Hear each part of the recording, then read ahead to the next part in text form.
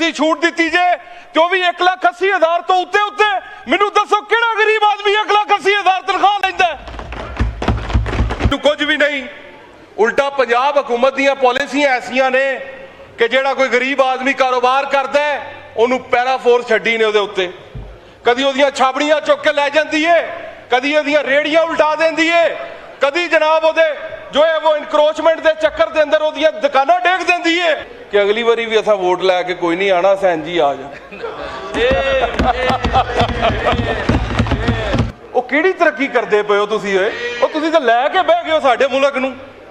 ਕਰੋ ਸਾਡੀ ਜਾਨ ਛੱਡੋ, ਸਾਨੂੰ ਜਿਹੜਾ ਤੁਹਾਡੀ ਹੋਰ ਹਕੂਮਤ ਨਹੀਂ ਚਾਹੀਦੀ। ਖੁਦਾ ਦਾ ਨਾਮ ਮੰਨੋ, ਸਾਡੀ ਜਾਨ छो किते तुर जाओ। गुजराले दी गल या इंग्लिश में बोले या उर्दू में बोले, ये सर यकीन करें आपके रूल्स हैं, रूल्स के मुताबिक गालियां नूं इहदी समझ बिल्कुल ठीक आ रही है। इन्हां नूं ना अंग्रेजी दी आनी है ना उर्दू दी आनी। बड़ी मेहरबानी स्पीकर साहब। ये सर 5वां बजट है ये जो शहबाज शरीफ साहब की हुकूमत पाकिस्तान को दे रही है। ये कोई पहला दूसरा बजट नहीं है कि अभी तक भी वज़ीर आज़म आज जो तकरीर करके गए उन्होंने कहा है मुझे एड़ियाँ रगड़ने दे, चश्मा यहीं से निकलेगा।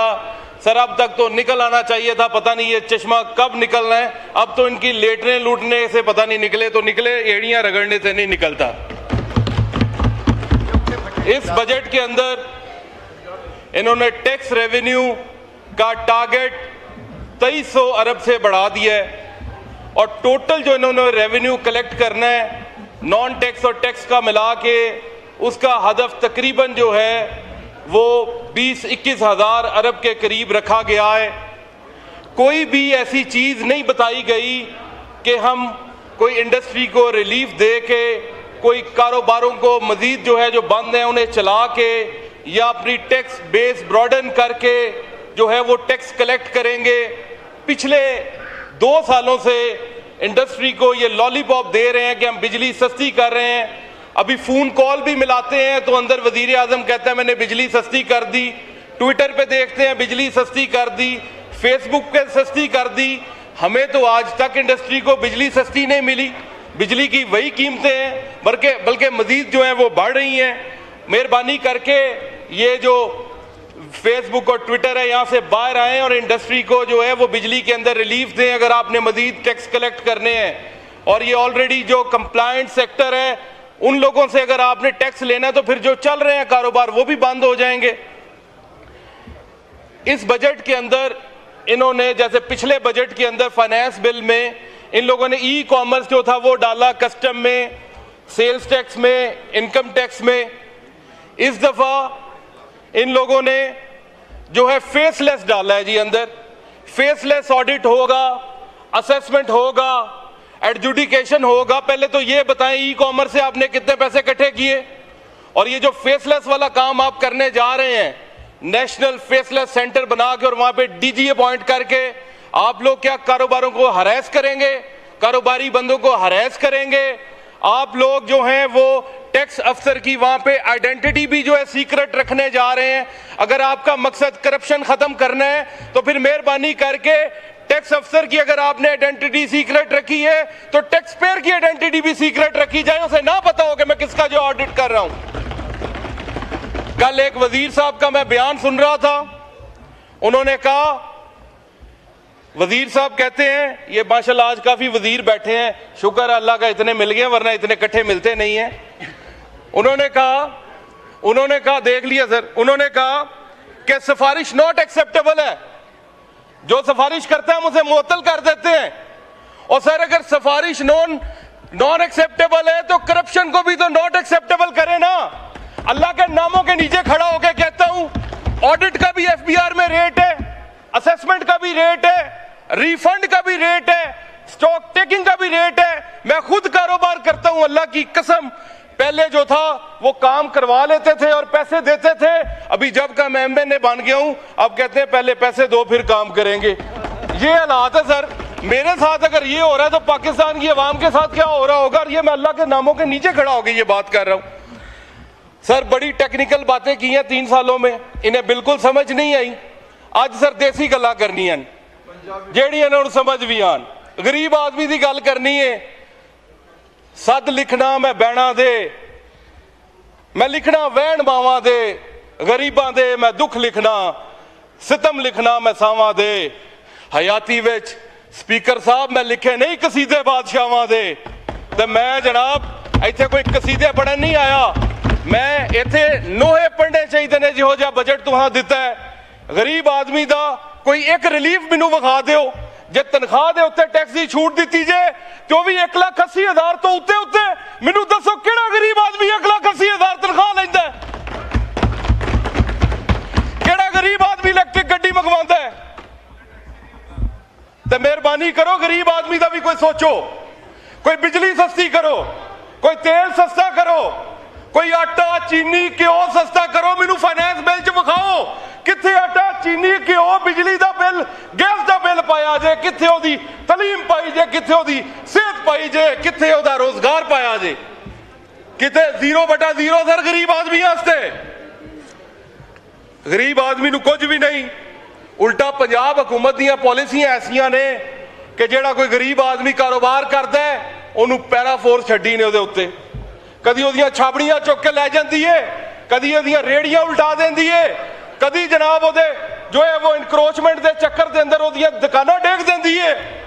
गरीब आदमी कित्थे जावे? स्पीकर साहब गरीब आदमी मर जाए? स्पीकर साहब गरीब आदमी कित्थे जाए?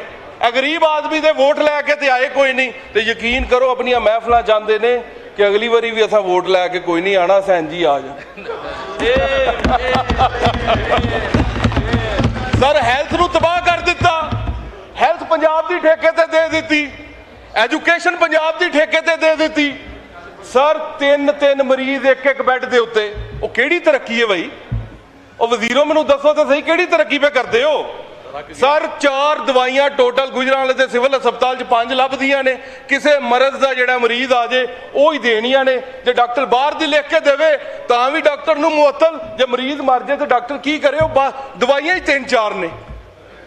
उस तो बाद सर इत्थे किन्ने मैंबर बैठे ने, जिद कोल मर्जी पुछ लो, पित्ते की तकलीफ किड्डी तकलीफ दे है। पित्ते का ऑपरेशन ना होवे बंदा मरन नू फिरदा है, वो गुजरांवाले हस्पताल जाइए वो पित्ते के ऑपरेशन वास्ते भी 1.5 साल का टाइम। वो किहड़ी तरक्की करते पे हो तुसीं? वो तुसीं तां लैके बह गए हो साडे मुल्क नू।